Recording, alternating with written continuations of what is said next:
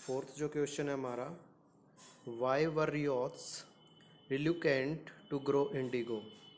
जो रियोट्स यानी किसान थे या जो खेती करते थे किसान, वो जो है इंडिगो क्यों नहीं उगाना चाहते थे। तो इसके पीछे रीजंस क्या हैं। पहला, the planters force the ryots to sign a contract and agreement.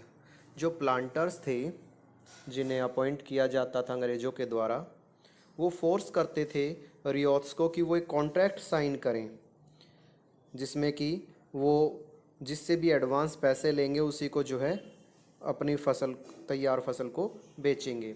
Second जो पॉइंट है, those who signed the contract got cash advances from the planters at low rates.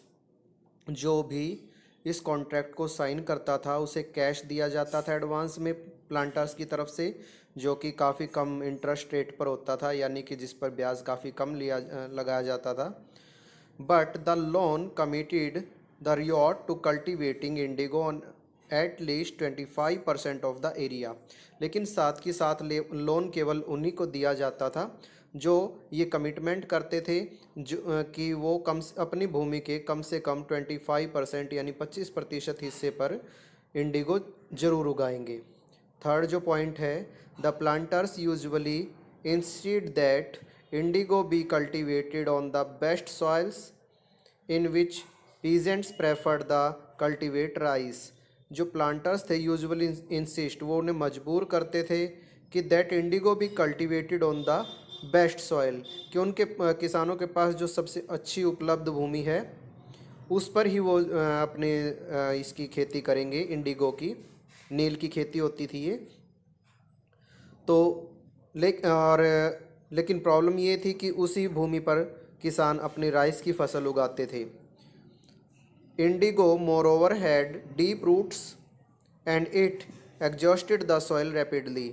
और एक प्रॉब्लम ये भी थी कि इंडिगो जो थी वो उसकी जो रूट्स यानी जड़ें होती थी वो भूमि में काफ़ी गहराई तक जाती थी, जिससे कि वो मिट्टी के सारे पोषक तत्वों को खींच लेती थी। तो ये कुछ प्रॉब्लम्स थी जिसकी वजह से रियोट्स इंडिगो नहीं उगाना चाहते थे। फिफ्थ जो हमारा क्वेश्चन है, what were the circumstances which led to the eventual collapse of indigo production in Bengal.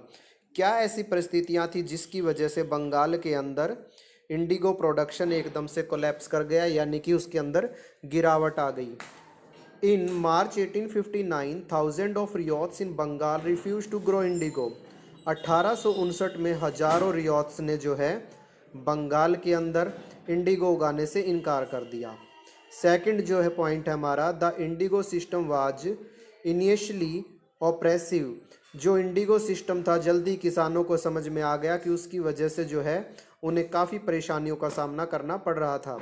Thirdly, in 1859 the indigo ryots felt that they had the support of local zamindars and village headmen in their rebellion against the planters।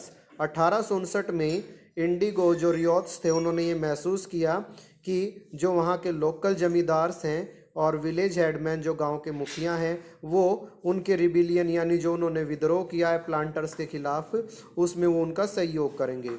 और fourth जो हमारा point है, worried by the rebellion the government declared that indigo production was not profitable for रियोट्स।